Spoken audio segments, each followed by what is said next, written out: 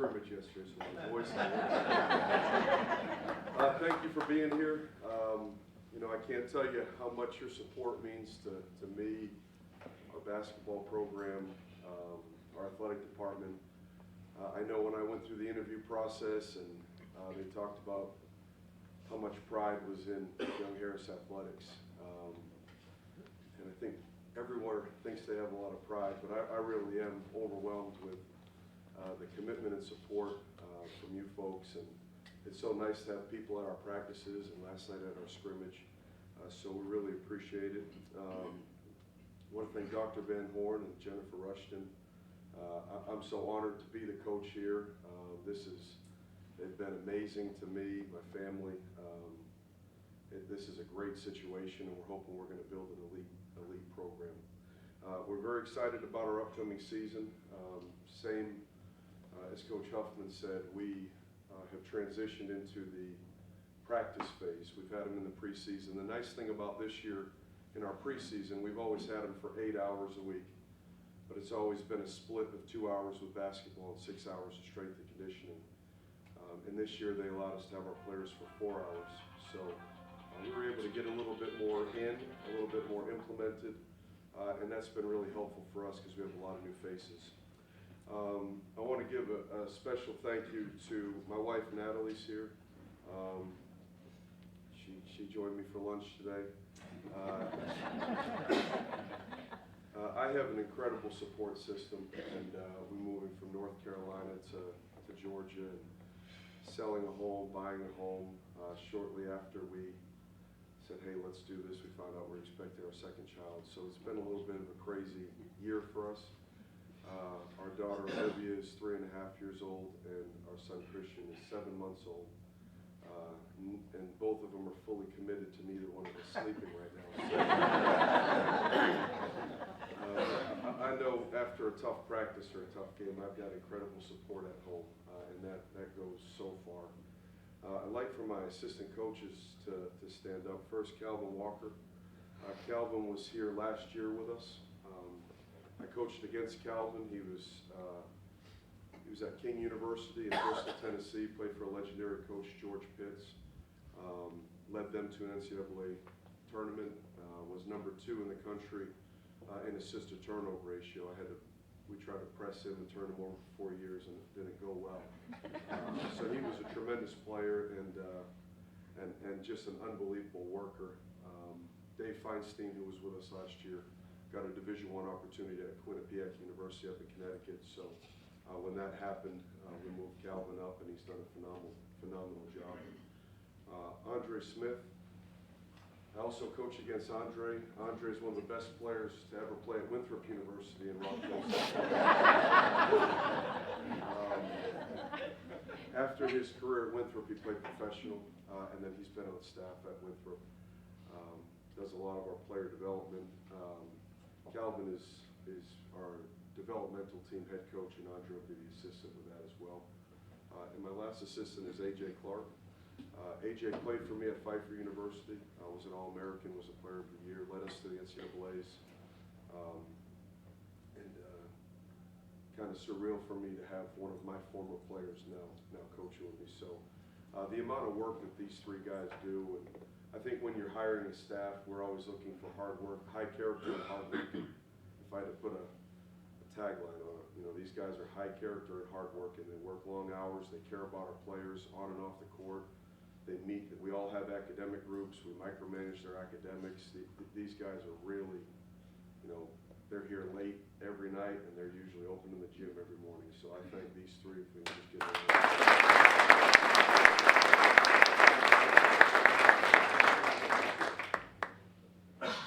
our season outlook. We've had 7 practices. We did double sessions on Saturday, and we've had 1 scrimmage. We scrimmaged last night against Emmanuel College. We have 4 returners that played last year and 10 new players. So I joke with a lot of people, it's not year 2, it's year 1 again. I mean, if you can recall, by the time I got here and kind of moved into the office, the gym was set up for graduation. We had 3 returning players. So We have no carryover from the previous coaching staff. We have all new players. So our most veteran player is his second year here. That presents some challenges, but I think we're bigger. We do not have a 6'10", 6'11", but what we tried to do is get a lot longer, more athletic, and bigger across the board. We have a lot of 6'4", 6'5", 6'6" players that will help us specifically defensively. Our three captains are all returners. Brian Harper was our point guard. Seth McCoy broke the school record for 3 points made. And Alfonso Willis led the Peach Belt in scoring until he tore his ACL. So it didn't take long to see and really challenge those guys. The difference between year one and year two needs to be significant. And when they moved back onto campus, it did not take long for my coaching staff and I to see that they were fully bought in, fully committed, wanted to do things the right way. And for how we play and how we do things, player leadership is so critical. I was speaking in the hallway about these three. Brian, and he led the country in total assists and assists per game. And, we just nominated him for preseason all conference. Leads by example, one of our highest GPAs, always in the gym. This is my 4th year with him because we had him at Pfeiffer. He's never been in trouble off the court, but he won't speak. He's very, very quiet. So with him, it's kind of, you can tell a new player, do what Ryan does. With Alfonso, Alfonso will speak. And they really balance each other out well because Alfonso's very vocal. He has a very infectious personality. He played 10 games last year. We won 7. He impacts winning. And I remember we were meeting as a staff after he had his surgery, and both of my coaches said, we're a little bit different when Alfonso's not on the bench. They really look to him for energy and confidence. So we started saying, Alfonso, if you're up for traveling, we'd love to have you. He's on crutches because of his ACL surgery. But just a guy that really is upbeat with our players, but he's also kind of our enforcer. If practice is going, if they're a little bit stale or they lose some of their energy, he's usually the first guy to get everybody right. And then the third guy, Seth is really just an unbelievable community relationship builder, so they kind of balance each other out in a nice way.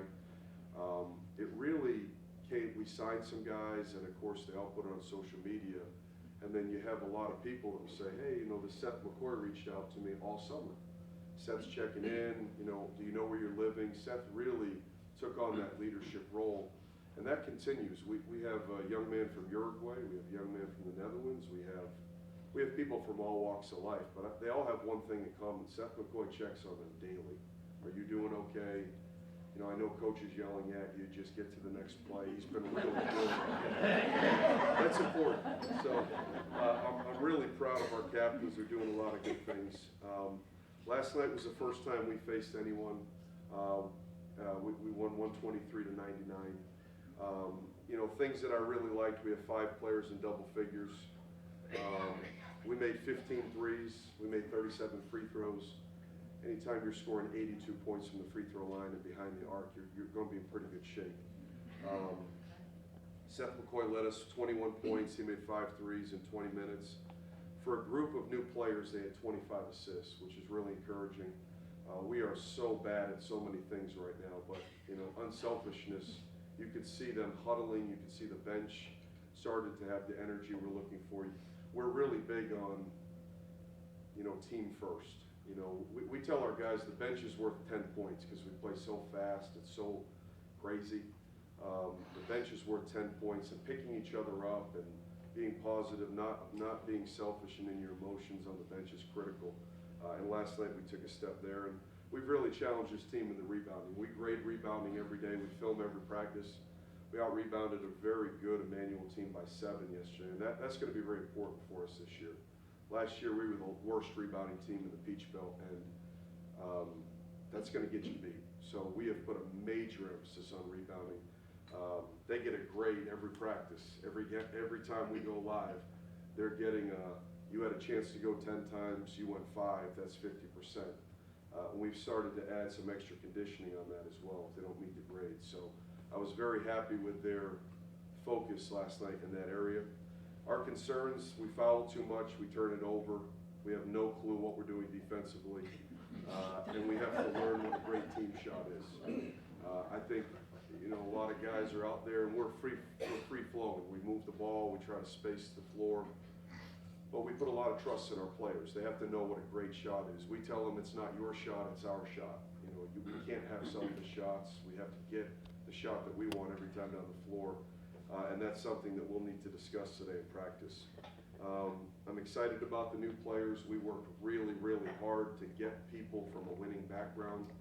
Do they know what winning looks like? Do they know what, you know, are they coming from a background that they don't have to play hard defensively because they were the man on their high school team? Or we really tried to not do that. We tried to get state champions. We tried to get people that have been a part of a culture and a program. And that's what we're trying to fill our locker room with.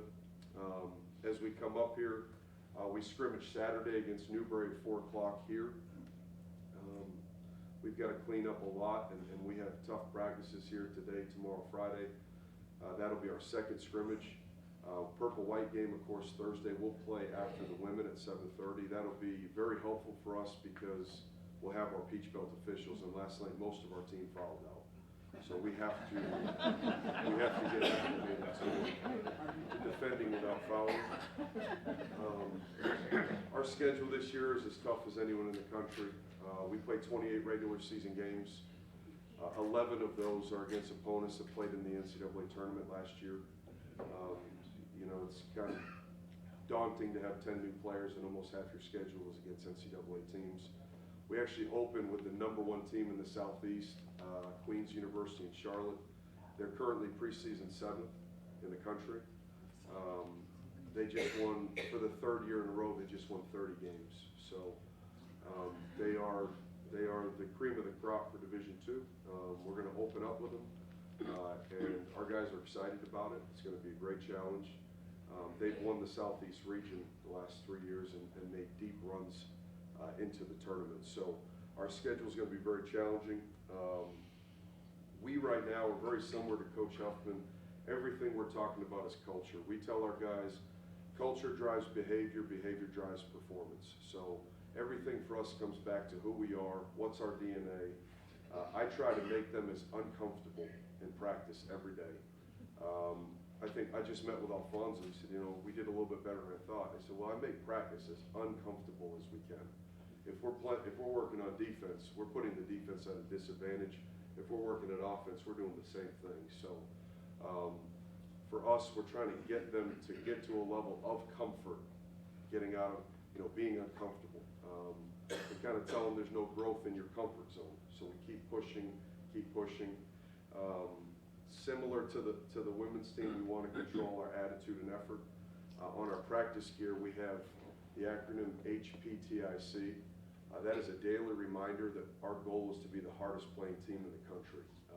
We left the huddle yesterday saying, guys, we've had 6 practices. We're bad at everything, as is Emmanuel, though no one's good right now. Let's just be great at effort. Let's make sure we're sprinting the floor hard. Let's really rebound. Let's play together. But every day we're coming back to that effort piece. We have to play unbelievably hard. And right now we're kind of in that phase of, I think the preseason, we were really trying to define what was not acceptable compared to what is acceptable. I think we have a better understanding of what's acceptable. We're now trying to push acceptable to exceptional. And we're trying to get our guys down that path of, we don't want to just survive in practice, or we don't want to just, you know, I'm excited about 123 points, but I'm very unhappy with how we defended last night. We've put a lot of time into that. We want to try to push to exceptional, and that's what we're challenging our guys to do. Our goal remains the same. Piece by piece, we want to build an elite college basketball program. I'm excited about these guys' focus, buy-in, discipline off the court. I would encourage you, you know, we've sent out our practice schedules. Anytime you'd like to come down, we usually have a couple folks there. It is sloppy right now. It is a mess. But sometimes it's good to see where it starts to where we can get that group.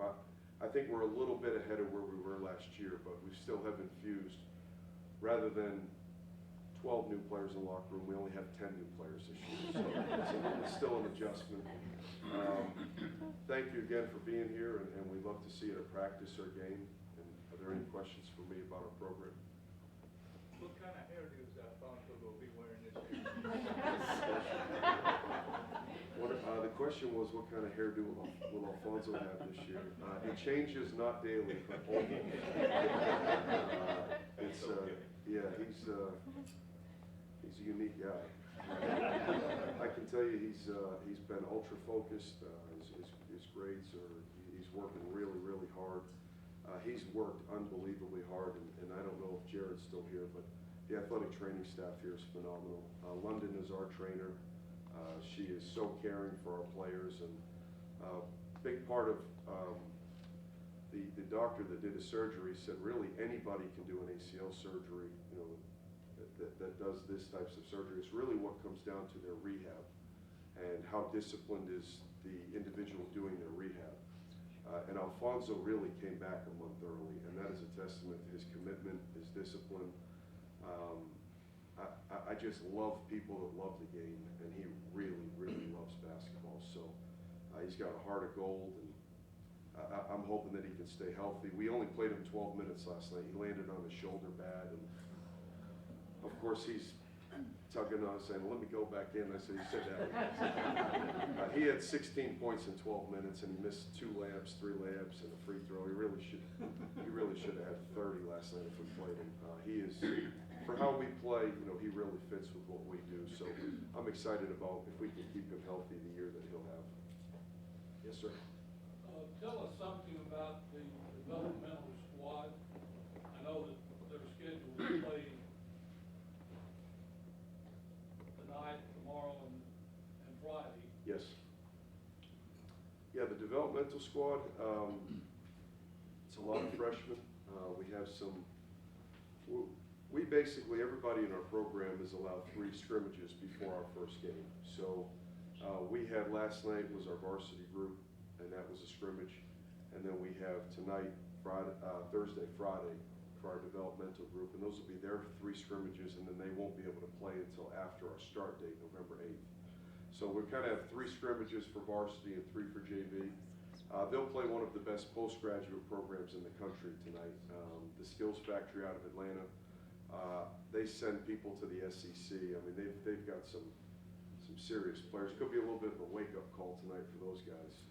But what we try to do with the developmental program is Calvin oversees them. They practice every day. They participate in study halls, academic check-ins, all of those things. And then they'll play an 11-game schedule. We always try to play either postgraduate programs or junior colleges because, I mean, to be quite honest with you, the 6'6" guard that we signed, he came here to play our developmental team last year. They get on campus, we get to say hi to them, meet their coach, welcome, make them feel the hospitality. So it's a recruiting tool for us. But they'll play tonight at 6 p.m. Yes. You mentioned the class you're going to be doing. Yes. On Thursdays at 10 a.m. We're doing a little basketball class with ICL. It was a lot of fun last week. They told me to go 45 minutes to an hour. We went about an hour and 20 minutes. So we just kind of talk about what we do. We talked about some of the rules changes for the NCAA this year. Talked about a little bit about how we structure our practices and some of the things that we're trying to do offensively and defensively. I gave them a packet that I give out for coaching clinics about our offense. Tomorrow I think we'll dive into a little bit about our offensive philosophy and what we're trying to do. So it's at 10 o'clock. I don't know if there's a registration or online registration. I email everybody the information if you want to go online and register for it. Yeah, we'll talk basketball, Young Harris basketball from about 10 to 11 tomorrow, and then 2 more Thursdays. We did it right up until our first game, and then at that point, we can't do it anymore. Do you anticipate using the, I call it the wholesale substitution program again this year? Great question. question. We did last night. Last night was more of a fact-finding mission for my staff and I.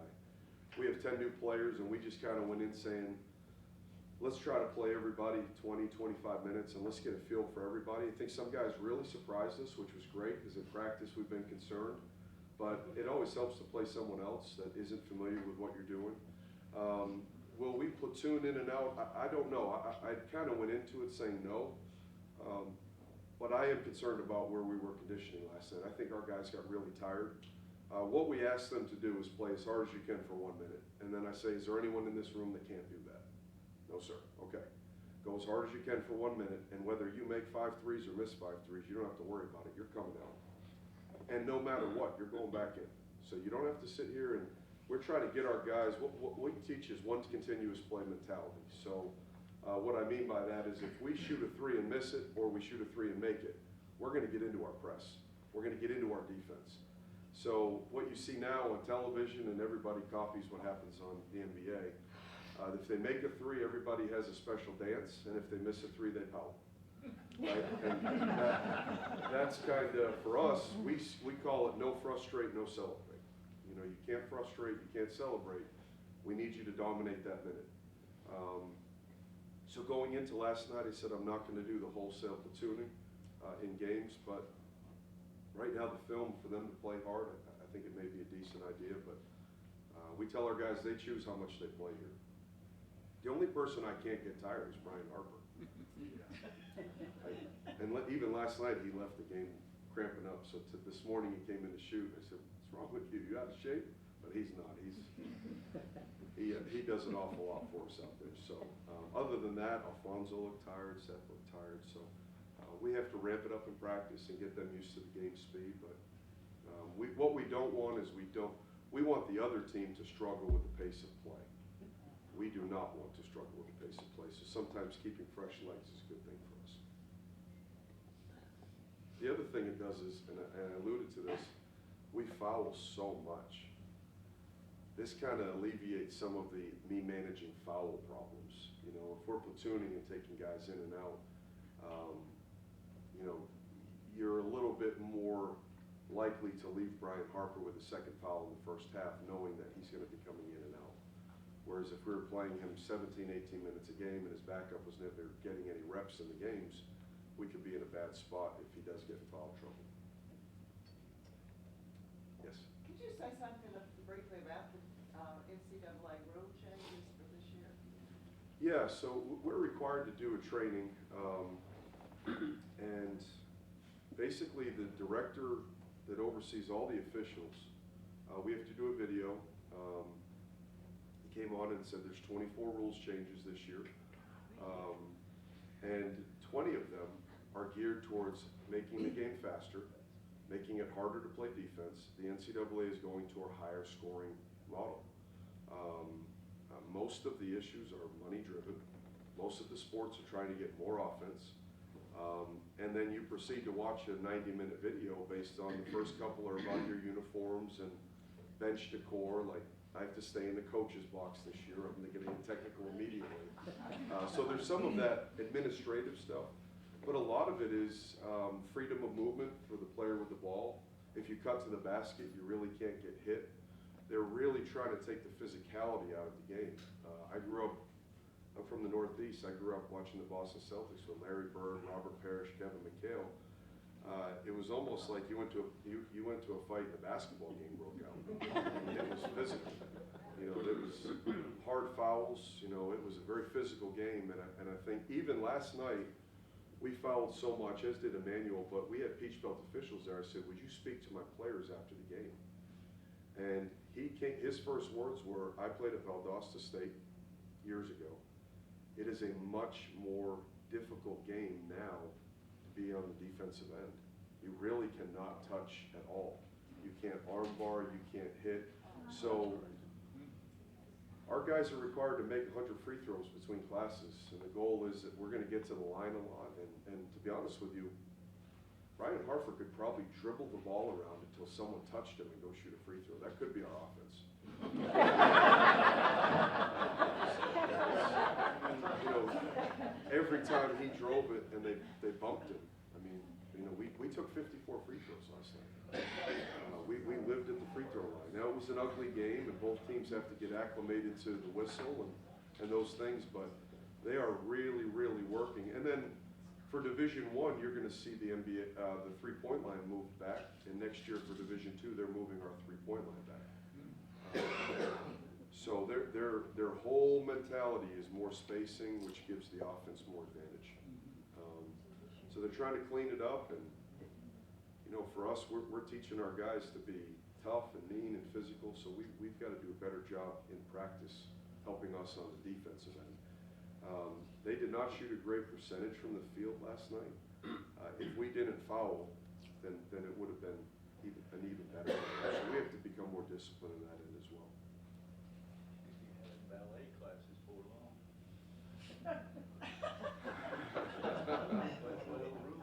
Yeah, it's they've really gone to a finesse, skilled model with the game. But I mean, if you watch football, they're really calling every contact in football now as well. I just think a lot of sports are tilting to favor the offense, and it certainly is in college basketball. Thank you so much for having me. Thank you for being here.